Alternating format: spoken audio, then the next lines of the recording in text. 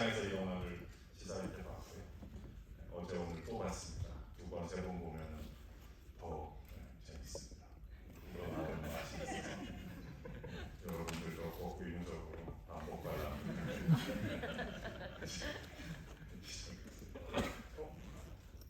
네, 그동안 감독님이 이렇게 해주셔서 너무 감사드리고 오늘 제 감독님이 어떤 질문을 해주실지 예상이 안 돼서 좀 떨리기도 합니다. 네, 그래도 성심성의껏 좋은 대답으로 여러분들 만족시킬 수 있도록 하겠습니다. 감사합니다. 일단 포스터 보면 일단 이제 6명의 주요 캐릭터들이었던 안상들 영화인데 참 역대급 정말 절묘한 캐스팅이 아닌가. 마침 선배님 옆에 계시니까 이렇게 좀 짜증나는 캐릭터를 맡아보는 오랜만이신 것 같은데 주로 좀 뭔가 근사하고 지적인 역할도 많이 하시고 계셨는데 어떠셨습니까? 처음에 대본 보시고. 너무 신났죠. 뭐 그닥 지적이지도 않고, 그닥 점잖지도 않은데 역할에서 나만 이제 이런 역할을 맡으니까 마음껏 제 속에 있던 그 우리 흔히들 말하죠 그 쌈마이끼를 발산할 수 있어서 저는 너무 고마웠습니다. 저한테 어떻게 우리 감독님이 굉장히 처음 좀 이상했어요. 감독님 저를 어떻게 캐스팅하셨어요? 저 맨날 무슨 사극에 막 선비 뭐 아니면 굉장히 도회적이고 뭐 좀 전문가 뭐 역할들 하고 막 그래서 저도 굉장히 좀 식상했는데 감독님 불러주셔서 뭐 약간 예상 외의 캐스팅을 해보고 싶었어요. 그러니까 너무 이 문철같이 딱 그려진 이미지 말고 좀 더 정반대의 느낌의 모습 어떨까라고 처음에 이제 시나리오 때 구성을 했었는데 드디어 제가 예전에 선배님 나왔던 드라마를 되게 인상 깊게 본 드라마가 있었어요. 정도전이라는 드라마였는데 그때 이제 선배님이 문득 떠오르면서 그 고지식한 양반이 만약에 여기서 전혀 다른 모습을 보여주면 흥미롭겠다라는 생각이 들어서 캐스팅 연락을 드렸습니다. 그러니까 이미 많은 활동을 하신 배우분들의 이제 그동안 부각되지 않은 면을 잘 또 얘기하게 보호하는 게 감독의 역할인 것 같은데 김대환 감독님이 그런 날카로운 안목이 있으신 것 같아요. 그런 것 같아요. 너무 고맙습니다. 저는 개인적으로 영화에서 장영남 배우님이 이렇게 돌멩이 들고 갔을 때 죽였으면 좋겠다 이런 생각하셨습니다. 그만큼 실감나게 진상 연기를 해주신 건데 근데 또 절묘한 점이 너무 이쁘고 짜증나지만 또 완전히 미워할 수 없는 약간 좀 안쓰러운 구석도 그런 뉘앙스 조절을 어떻게 하시는 거예요? 글쎄요. 실제로 제가 가지고 있는 한 묘일 수도 있어요. 뭔가 늘 미숙한 거죠. 삶이라는 게 늘 우리가 그 순간들을 처음 맞이하잖아요. 사회적 역할이라는 것도 그렇고. 그래서 늘 미숙하다고 스스로 좀 느끼면서 살다 보니까 나이가 꽤 많이 먹었어요. 그래서 지금도 제가 아버지라는 게 어색하고 누구의 남편이라는 게 어색하고 이 사회 어른으로 살아가는 게 너무 부담스럽고 어색하고 좀 그렇거든요.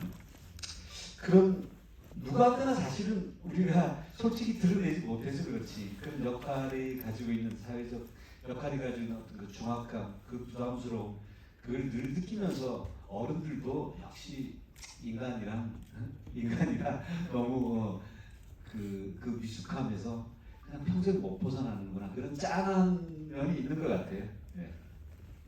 그 엄마의 집에 가면 그 시골 대문 앞에서 이렇게 엄마라고 부르잖아요. 아이처럼. 근데 물론 지금 엄마가 화면에 직접 등장하지 않으시지만 그 대문 앞에 서 계시는 모습이 되게 그 자체로 어떤 여운이 남더라고요. 그랬던 것 같고요. 장영남 배우님은 이 영화 제목이 원래 이 제목이었나요? 시나리오 쓰셨던? 제일 처음에는 엄마의 봉이 엄마의 눈. 서울의 봄이 아니라. 근데 비밀일 수밖에 없다잖아요. 그 비밀일 수밖에. 예. 비밀 다들 비밀이 있잖아요. 모든 캐릭터들이. 근데 이제 특히 비밀이 좀 과하게 있으시잖아요. 여러 가지. 또 병원까지 또 몰래 다녀오시고 그런 상황이고. 예. 또 폭로된 동영상에 나온 또 비밀도 사실 비밀이 필요가 없는 건데. 예. 처음에 그래서 이런 비밀의 어떤 핵심의 인물로서 시나리오 보셨을 때 어떠셨어요? 그리고 원래 김대한 감독님 이전 작품들을 알고 계셨죠? 원래. 네. 감독님, 저는 일단 대본 처음에 봤을 때 되게 잔잔한데 은은하게 톡톡 건드리는 부분이 있더라고요. 그리고 이제 엄마가 그렇다면 에서부터 시작한 것 같아요. 한 번도 제가 상상을 해본 적이 없었던 거예요. 만약에 내 엄마가 이거 진짜 되게 오묘한데 이런 생각에 그 엄마인데 엄마가 또 다른 어떤 좀 특별한 사람을 동반자라고 생각한다라는 것 자체가 좀 굉장히 저한테는 매우 흥미롭기도 하고 충격적인 부분이었던 것 같아요. 그래서 이제 대본에서 사실 그 부분 때문에 이거 되게 해보고 싶다라는 생각이 들었고요. 조심스러웠지만.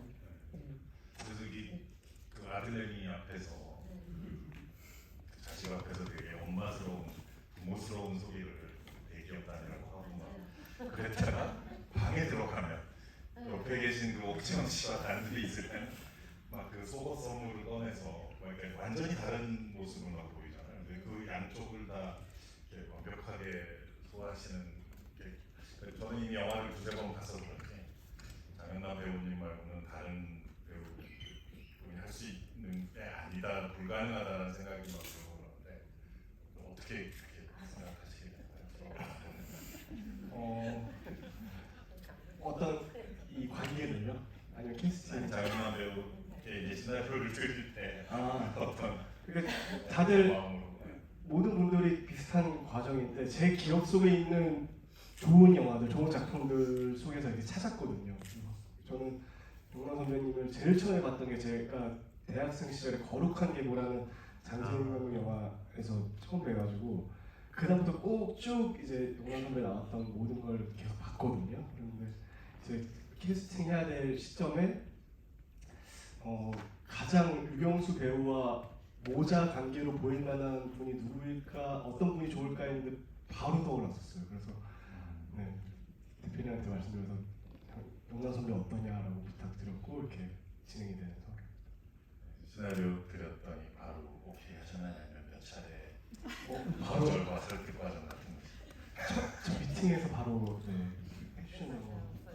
한다고 좋다고 했습니다. 그 배우로서 이런 엄마의 모습과 또 옥지영 배우님과 있을 때도 그야말로 그냥 너무 자연스러운 연인의 모습이잖아요. 그런 두 가지를 한 작품 안에서 막 숨가쁘게 왔다 갔다 하면서 보여줄 수 있는 기회가 많지 않은 것 같아서 제가 배우였어도 아마 되게 탐나는 역할이 아니었을까 생각이 들었었고 우리 저기 옥지영 배우님은 고양이를 부탁해 때가 실례지만 그때 연세 아직 나이가 어떻게 고양이 부탁해 때는 이제 19에서 20 넘어가는 시점이었고 지금은 실제 그 극중 네 맞아요. 인물 나이랑 네 똑같았었고 현재는 이제 몇 살일까요? 한 20. 네.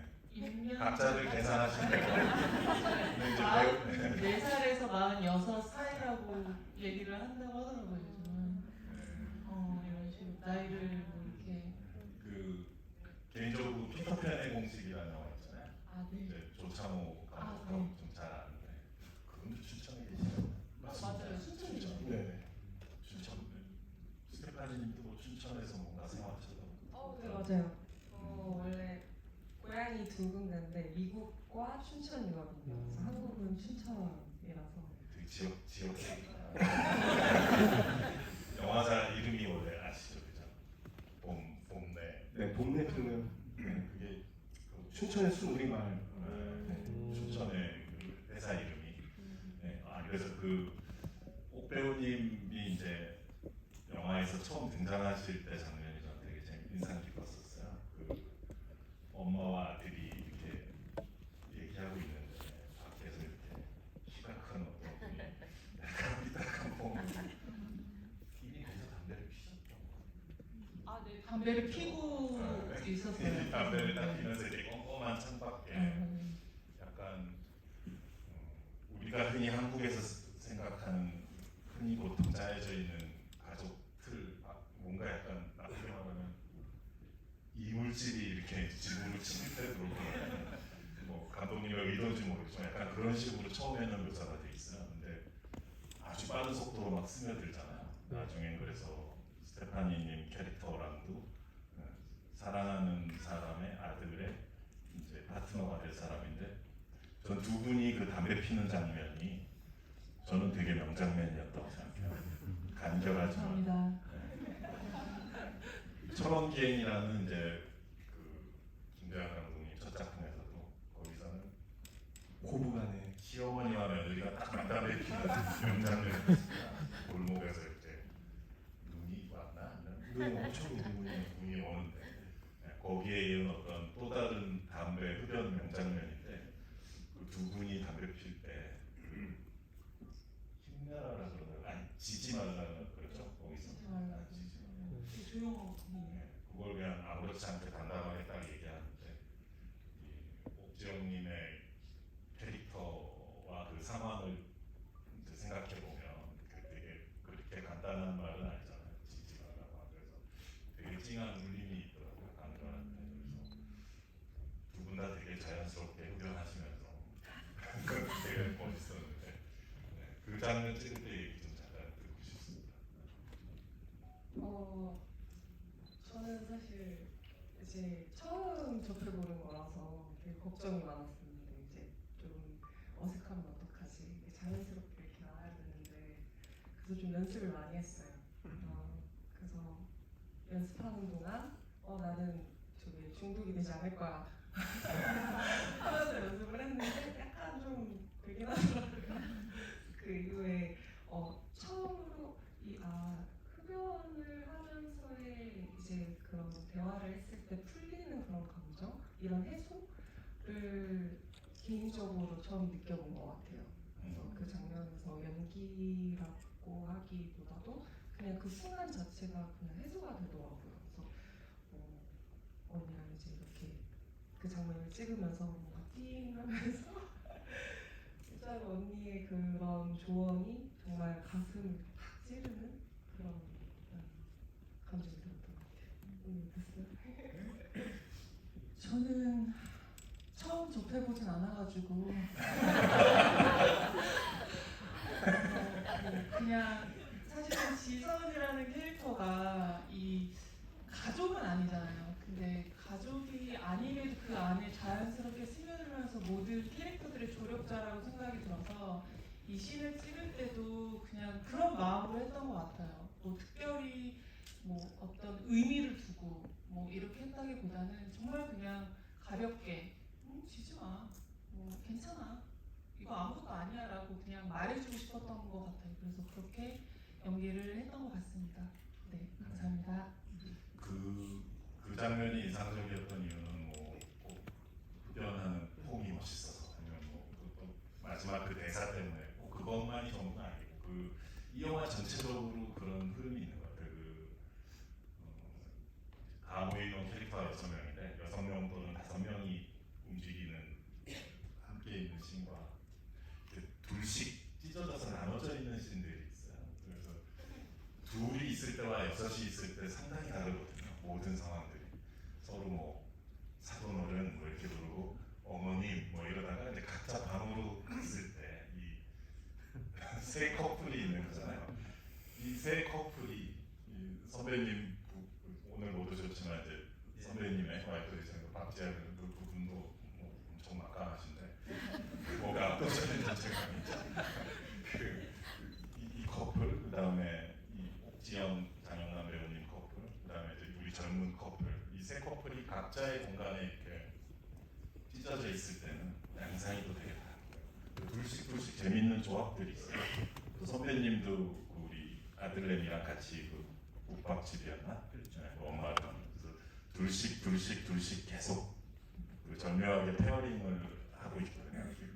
김감독 내시날 그래서 이 둘이 있을 때 어떤 더 내밀하고 좀 솔직해지고 편안한 관계가 이제 모였을 때는 뭔가 마치 한국에서 우리가 무슨 명절에 제사 지낼 때나 차례 지낼 때 같은 뭔가 한국적인 격식을 갖추려고 하게 돼요. 이 호칭부터가 뭐 어머님, 사돈어른, 뭐 아버님 뭐 이러면서 그래서 그런 미묘한 변화들 그리고 거기서는 이상한 압박감이 있죠. 불편한 압박감이. 원래 한데 모이기 힘든 사람들이 춘천 마라톤 때문인가? 네, 국내 마라톤. 마라톤 때문에 이제 숙박을 못 잡고 다 모이게 되면서 이 사달이 나는 건데 이 소동 그래서 그런 이 절묘한 인간관계의 변주들이 이제 6이 있을 때와 5이 있을 때, 둘이 있을 때 그리고 옥재영님 캐릭터도 약간 뭔가 흔히 가족 영화에서 보는 캐릭터가 아님에도 불구하고 또 예식장 그런 거 할 때 보면 쓱 따라가서 아 이거 4만 원에 해줘요 이러면서 수고분하게 그럴 때 또 되게 그런 것도 서슴없이 잘 한단 말이에요. 그래서 거기서 오는 어떤 넉넉한 사실감 같은 것들이 깔려 있는데 뭐 제가 잘못해서 생각한 건가요? 아니요. 시나리오 쓸 때 어떤 느낌을 하시는 건지. 그러니까 가족 영화의 이제 세 번째 작품이잖아요. 그러니까 철원기행은 이제 5 구성원의 이야기였다면 초행은 양가의 집안, 그렇죠 따로 떨어져서 보여주는. 근데 이번 영화는 그 양가가 다 모여버리는 한 공간에 뭐 그런 구성이 되었는데 그때부터 이제 제가 흥미롭게 느꼈던 게 지금 말씀해주신 그런 부분이었거든요. 다 모였을 때, 혹은 누군가 둘, 셋 이렇게 모였을 때 전혀 달라지는 그 가면들. 네, 그래서 이 영화에서도 그런 부분들을 어떻게 하면 흥미롭게 보여줄 수 있을까를 시나리오 때 고민을 많이 했던 것 같아요. 그래서 현장에서도 촬영 중간에 갑자기 번뜩 이걸 보여줬으면 좋겠다 해서 즉흥적으로 만든 것도 있었고요. 네, 그 관계를 제가 흥미롭게 좀 봤던 것 같습니다. 지금 그 얘기하니까 이제 떠오르는 장면이 그 되게 야심적인 스테디캠이었나요? 다리였나요? 그 이동하는 샷이 있어요. 그 처음에 네, 여기 선배님 방에서 시작해가지고 네네. 남자를 이러다가 거기서 이제 그 아들이 또 되게 쓸데없이 한국적인 막 그 사위 포맷으로 행동하잖아요. 그런데 익숙하지도 않은 이렇게 주물러 이러다가 되게 뻘쭘해지죠 상황이. 그래서 이렇게 쓱 나올 때 카메라가 이렇게 빠져나오면 마루의 먼 쪽에 이렇게 옥재영님이 딱 서 있죠. 네. 약간 묘한 느낌을 풍겨요. 이렇게 먼 거리를 두고 서 있는데 엄마 방으로 가는 네네네. 모습인 거죠, 그죠? 네. 엄마 낯선 여인이 엄마의 방으로 아직은 잘 모르는 사람들이 이렇게 가고 그러다 카메라가 이제 스테파니님이 있는 그 젊은 커플의 방으로 들어간다면 어떻게 한 겁니까? 카메라 어떻게 고정시킨 거예요? 스테디캠 오퍼레이터 그렇게 오랫동안 대사할 동안 들고 있기 되게 힘들거든요. 우리 스탠드도 놓은 겁니까 거기? 아니요, 그냥 들고 있었어요. 그 스테디캠 기사가 이거는 노동부의 고발을 안 그래도 그 정말 카메라가 안정돼 있더라고요. 네. 가장자리를 자세히 봤는데 네. 단 1mm의 흔들림 도 없더라고요. 저걸 저렇게 손으로 쥐고 있을 힘들었을 텐데. 그게 이제 스테디캠보다는 조금 다음 버전 론인이라는 장비로 제가 기억하는데, 네. 감독님 그 기생충에서 기우 들어갈 때 장비 있잖아요. 그거랑 같은 장비로 알고 있습니다. 그래요? 기우가 처음에 저택 들어갈 때. 기억이 안 나요. 이게 좀 직업적인 비밀을 좀 물어보고 싶어가지고.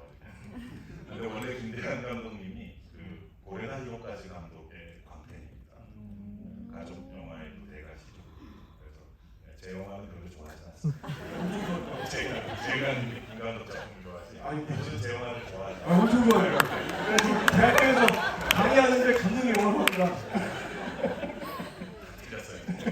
그래서 없었는데 어쨌든 그 저도 고레다이로까지 감독님의 가족 영화를 되게 좋아하는데 뭐 어느 가족도 있었고 걸어도 들렸었어요. 그런데 이제 나름 가족 3부작이라는 거를 이제 만드신 것 저런 게 초행이라는 영화도 또 이제 그 가족이 시작되는 네. 그리고 이거는 정말 왁자지껄한 가족 소동극인데 네. 그리고 이런 모든 세 편의 작품들이 다 특히 철원 비행과 이제 지금 일수각계 또 어찌 보면 이제 로컬러티라고 해야 되나 춘천 또는 강원도 영화 철원 비행도 철원 뭐이 나오지만 그래서 그게 어떤 느낌일까 이 의미일까 생각해서 뭐 춘천에 막 여러 명소 같은 데 가서 사진들 찍고 막 그러시잖아요. 장르는 전혀 다르지만 코엔 형제 파고에서 뭐 파고도 지명이고 그래서 그 레이디 버드라는 영화 보면 이제 세크라멘토라는 도시가 또 되게 의미 있게 나오는데 그런 어떤 느낌이에요? 춘천에서 뭐 물론 네네. 실제 서울과 춘천을 오가면서 생활하고 계시잖아요. 지금 근데 본가가 춘천이고요. 그래서 저는 학창 시절까지 이제 성인이 되기까지는 계속 춘천에서 쭉 살았었고, 네, 지금은 이제 왔다 갔다 하고 있는데, 그러니까 춘천이라는 곳을 제가 어렸을 때는 굉장히 벗어나고 싶었어요. 여기가 그러니까, 좋은 곳이고 굉장히 저한테는 정서적으로 굉장히 따뜻한 곳이지만 그때는 이 분지의 이 지형에서 벗어나고 싶다가 컸던 것 같은데 사실 그걸 엄밀히 따지면 춘천이라는 지역이 밉다라기보다 그냥 빨리 이 집에서 나가서 혼자 살고 싶다라는 게 가장 컸던 것 같아요. 그렇죠, 아들의 심리. 그러네, 그래서 네, 영화를 출발할 때 저는 이제 철원기에는 이혼과 철원, 뭐 겨울 이런 키워드로 출발을 했고 초행은 결혼, 인천과 삼척 이렇게 공간으로 출발했고 이 영화는 재혼과 춘천과 어머니로 출발을 했었거든요. 춘천과 어머니. 네. 그러다 보니까 이렇게 진행했어요. 기억이 있습니다. 그 스테파니님이 춘천에서 어릴 때 살았었다고 했잖아요. 그리고 먼 나라 캐나다에 계시다가 캐나다 저는 미국에 캘리포니아 우스턴.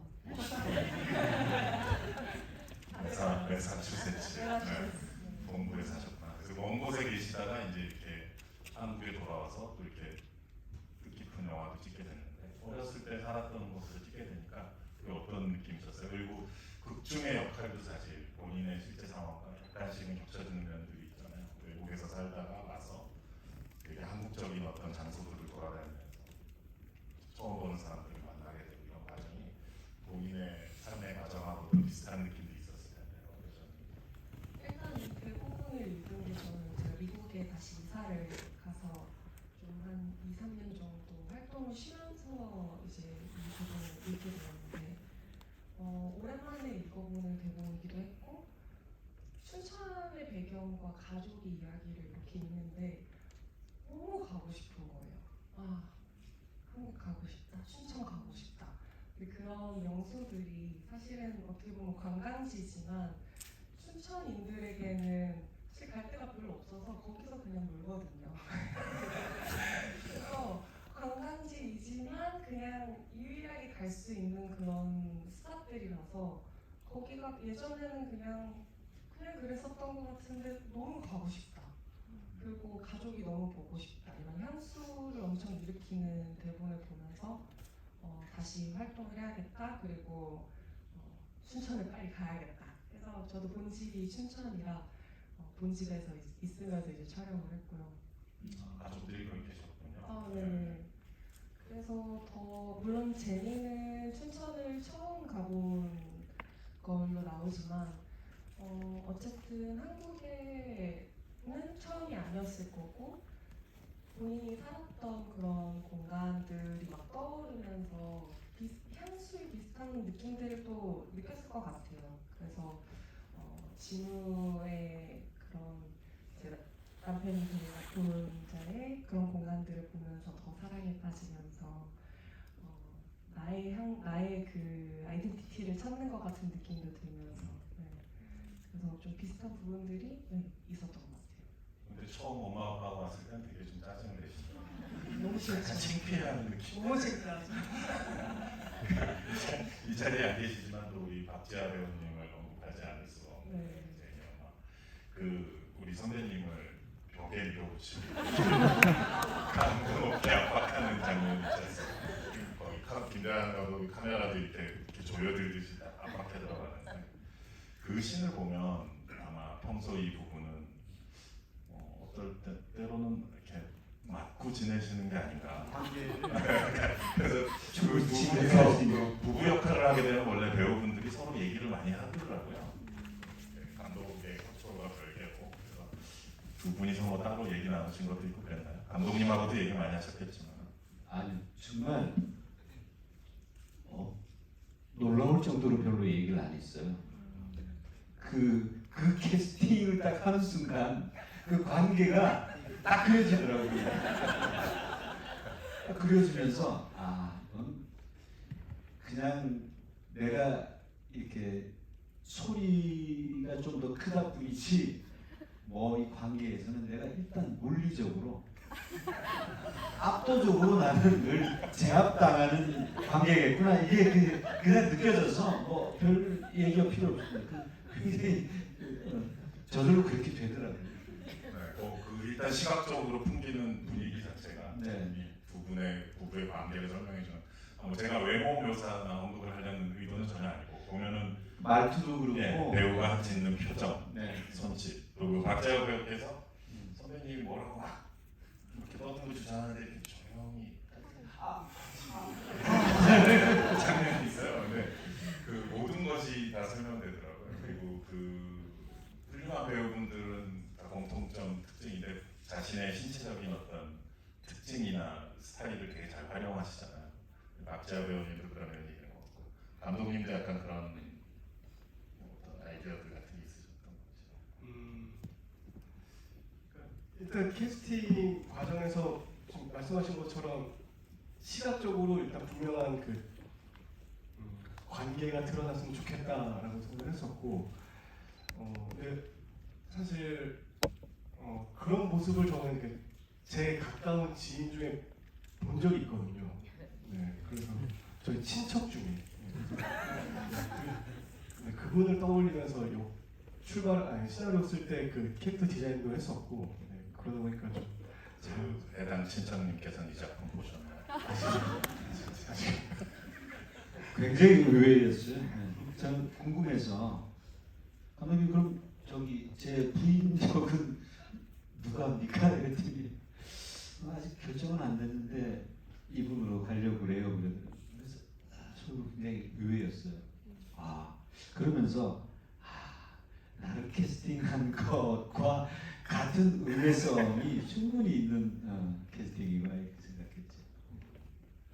그 장영남 배우님도 저도 옛날에 이제 되게 훌륭한 연극 공연에서도 많이 뵙고 그랬었는데 영화도 뭐 많은 작품을 해오셨지만 이 작품이 갖는 의미라고 해야 될까?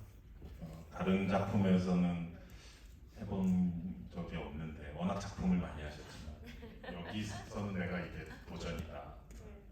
이런 것 때문에 심지어 설레이면서 또 부담도 된다. 대배우 이제 정말 경력이 오랜 대배우분들 항상 그런 어떤 작품이건 작품을 할 때마다 설레이면서 동시에 불안해지는 또 겁이 나는 그런 부분들이 다 있더라고요. 솔직하게 얘기를 하실 때 들어보면 어떤 점이 이 작품에서 그러셨나요? 이제 제가 사실은 뭐 실제 성격이나 이런 거 말고 보여지는 이제 캐릭터 맞는 캐릭터가 굉장히 많이 세고 좀 극악스럽고 무섭고 저 보면 무서워요 막 이러시는 분들도 있거든요.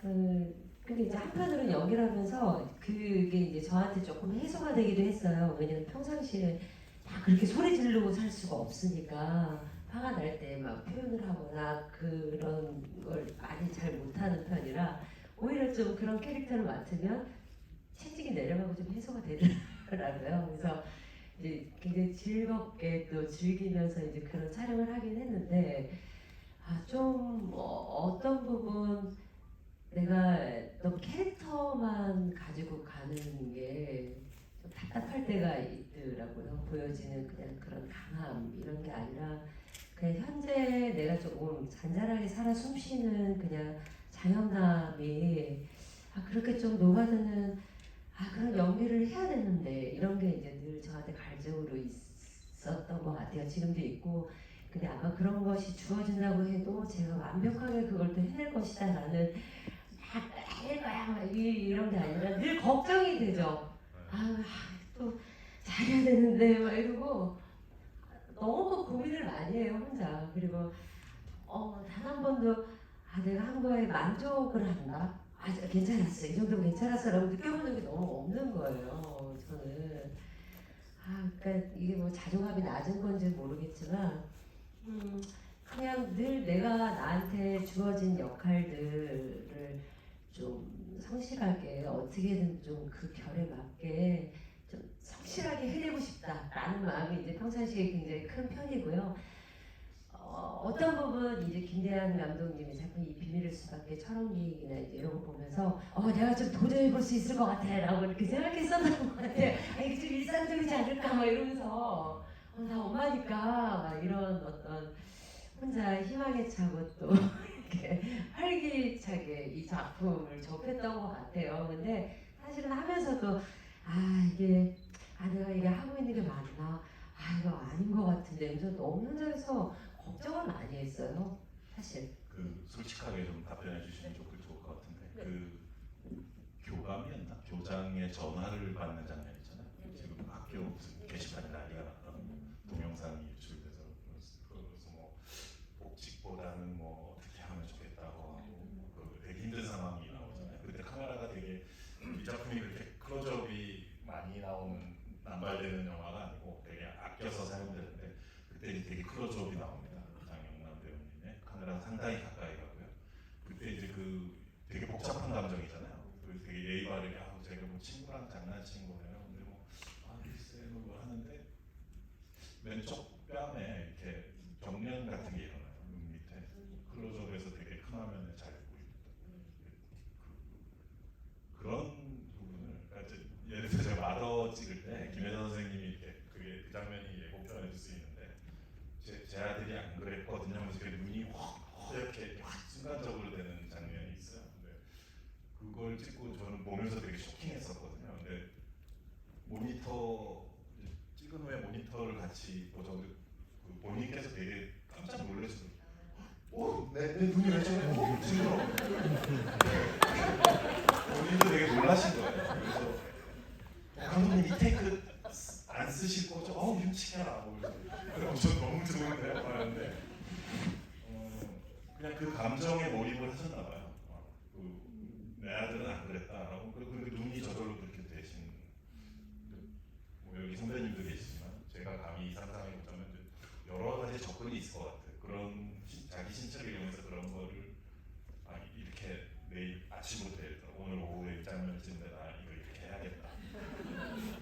그러고 싶다 할 수도 있고 또 카메라 돌아가기 직전에 왠지 그렇게 해볼까라고 할 수도 있고 또 아까 김혜선 선생님 경우처럼 했는데 모르고 자기도 모니터 보니까 내 얼굴이 왜 저래? 라는 수도 있는데 어떤 경우였나요? 그 전화가 맨 마지막이 학교에서 전화 학교에서 전화 왔습니다. 은행에서. 네, 은행에서 대출을 하러 가서 그거 조금 생각은 했었던 것 같아요. 듣기 직전. 네. 그게 이제 사실 떨리는데 너무 충격적인 일이잖아요. 제가 학생들을 가르치고 학교에 정말 보수적인 집단에 있는 사람인데 너무 이율배반적인 상황이 들켜버렸잖아요. 이제 나 정화의 사생활이 그 작은 동네에서 뭐 이루 말할 수가 없죠. 근데 사실은 아들한테 먼저 얘기를 하려고 했는데 이게 본의 아니게 아들이 먼저가 아니라 지금 모든 사람들이 다 알게 생겼으니 그 이제 두 가지 부분이 있었을 것 같다는 생각이 들더라고요. 그래서 일단 정말 너무 무서웠을 것 같아요. 떨렸을 것 같다. 이게 막 그런 심장이 막 진짜 터지기 일보 직전에 어떤 그런 지 않았을까라는 그럴 수 있겠다 떨림을 싶으셨구나. 아니라 그 떨림이라는 단어. 네. 저도 지금 은행이랑 똑같았는데 저도 저 상황이 실제 은행을 저희가 그 잠깐 빌려서 찍는 상황이라 굉장히 바쁘게 찍는 상황이었어요. 근데 저 테이크를 제가 기록을 한 4테이크 정도 갔던 것 같은데 4테이크 때마다 떨어졌어요. 근데 신기한. 네. 그 순간 마지막 오케이 컷이긴 하지만 제가 모니터링하면서도 어떻게 저게 계속 저렇게 떨리지? 저도 똑같이 그 생각을 했었거든요. 배우니까. 그러니까요. 그래서 저도 진짜 정말 신기하다라고 선생님한테 말씀드렸었어요. 이게 어떻게 계속 이렇게 떨리시죠 거기가? 우리가 그 은혜심이 부족하니까 눈빛이 이렇게 저절되는 게 있습니다. 이게 일부러 막 이렇게 하는 그런 수준의 것이 아닙니다. 근데 이제 그런 게 되는 거 보면 참 역시 배우분들 얼굴 근육을 자유자재로 통제할 수 있는 놀랍다는 생각이 참 들었었고요. 그래서 한번 물어보고 싶었어요. 실제 촬영장에서 어떻게 되었었던 사정인지를. 그랬던 것 같고요. 이 캐릭터마다 다 비밀이 있잖아요. 비밀이. 저기 세신부도 심지어 뭐 자기 학교 때 여자랑 뭐 이렇게 잤었다라고. 근데 그 고백처럼 그 비밀을 그걸 뭐 비밀이라고까지 해야 될지 모르겠으나 어쨌든 그거를 이제 이 젊은 세대 커플은 다음날 욕실에서 그냥 세수하면서 되게 가볍게 왜 나한테 얘기 안 했어? 얘기 뭐였죠? 대사 얘기 얘기한다고 달라져 뭐가 다 그러고 가는 그 비슷한 상황을 놓고 이제 이분께서는 그 하늘이 무너질 것처럼 거기서 난동을 피우셨는데 이런 대조를 보여 이제 하나의 영화 안에서 이런 너무나 다른 대응, 대조, 리액션을 보는 게 어떤 김대한 감독 영화의 매력인 것 같고 또 이 그 언덕에서 부르고 흙과 피가 디범벅이 돼서 마지막에 이제 그 젊은 커플과 이제 두 사돈 어른이 더 이상 이제 사돈일 수도 없는 이제 막장까지 간 상태인데 거기 저 장영남 배우님이 마지막에 소리를 지르시잖아요. 그냥 내쫓아 뭐 이러면서 그거 되게 진심인 것 같은데 연기의 영향을 써서 새벽쯤 됐거든요. 집에 갑시다. 그만 찍자. 힘드셨어요? 그때 아마 선배님들도 그렇고 굉장히 스태프들도 그렇고 가장 힘든 촬영이 그때가 있지 않을까. 왜냐면 이틀을 밤을 새가지고 찍는 상황이라 그러니까 밤을 샜다는 게 아니라 그때만 밤에만 찍는 상황이라 완전 낮과 밤이 바뀌어 있었던 상황이었죠. 그래서 컨디션도 안 좋았을 것 같은데 그날 또 영화상 계절은 가을이지만 그날 굉장히 춥긴 했었어요. 그때가. 네, 그래서 선배님들 복장은 또 가볍고 하니까 좀 힘드시지 않았을까.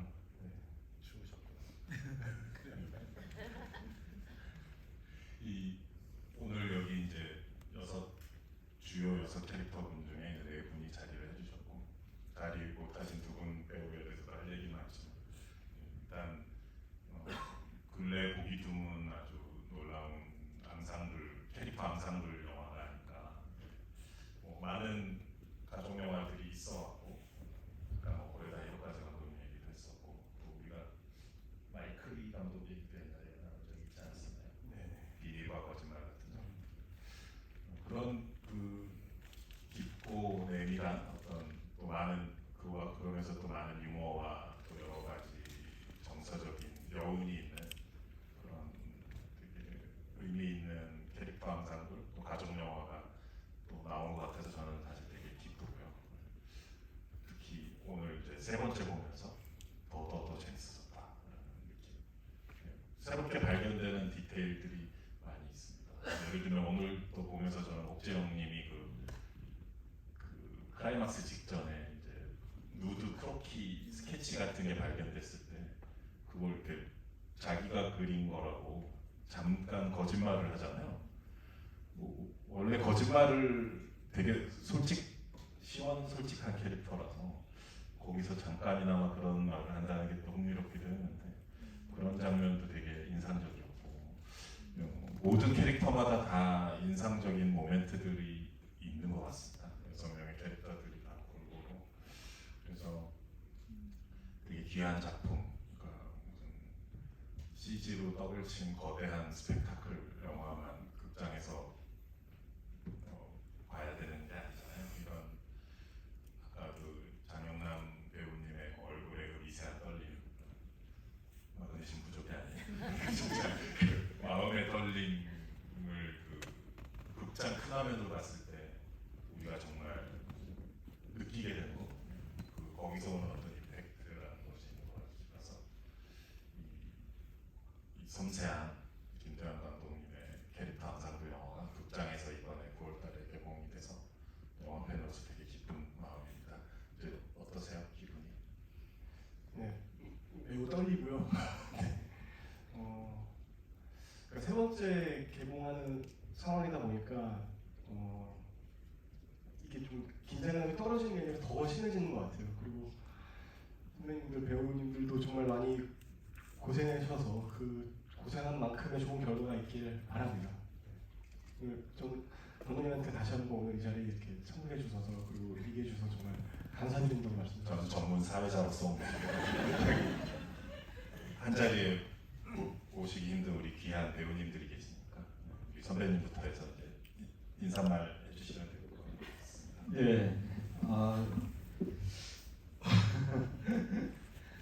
우리 저 디테일 봉이라고 하는 봉 감독님 오셔서 이렇게 또 응원해 주시고 칭찬해 주시고 하니까 굉장히 이 영화를 우리가 행복하게 그 춘천에서 찍었던 그 기억이 새록새록 되살아나면서 거기에 또 뭐 일부는 이렇게 뭐 영화가 물론 더 잘 돼야 되겠지만 배우 개인적인 심정으로는 일부를 또 보상받은 듯한 느낌도 들고 저는 이제 나름대로 이 캐릭터가 굉장히 저한테는 또 도전이었고 아주 신나는 그런 작업이었습니다. 제가 느꼈던 이런 그 어떤 행복감, 성취감 이런 걸 넘어서는 여러분들의 또 많은 응원과 사랑이 이 작품 걸려있는 내내 있었으면 하는 바람입니다. 여러분 오늘 정말 고맙습니다. 네, 이렇게 이 시간까지 함께 이야기 이렇게 들어주셔서 너무 감사드리고요. 그래도 우리 봉준호 감독님, 우리 또 이 영화에 또 큰 힘을 보태주셔서 또한 너무나 감사드리고, 뭐 다른 거 없죠. 영화 우리 사람도 다 다르듯이 영화의 이야기도 많이 달라요. 그 다른 이야기 중에 저희 이야기도 있습니다. 좀 많이 관심 가져주셨으면 좋겠고요. 그리고 또 많이 봐주셨으면 좋겠습니다. 네, 오늘 감사합니다. 귀한 시간 내주셔서 감사드립니다. 이 영화가 되게 가족에 대해서, 비밀에 대해서 여러 가지로 생각을 많이 하게 하는 영화인 것 같은데 생각도 많이 해주시고 홍보도 많이 해주세요. 감사합니다. 저희가 일어선 채로 아까 시작을 했었는데 다시 일어나서 인사를 드리고 개장하도록 하겠습니다. 네, 개봉을 축하드리고요. 감사합니다. 여러분들 찾아주셔서 감사합니다.